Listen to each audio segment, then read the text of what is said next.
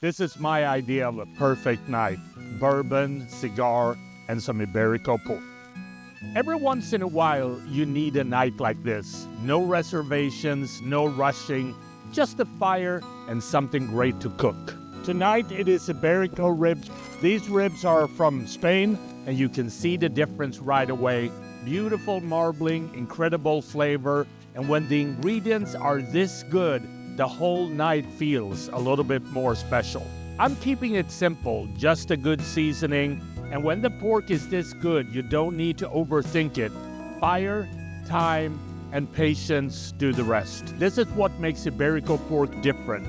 That marbling runs all the way through the meat. He keeps everything juicy and full of flavor, and honestly, it makes cooking feel easy. Just let the fire do its thing. With ribs, you let them cook until they're perfectly tender.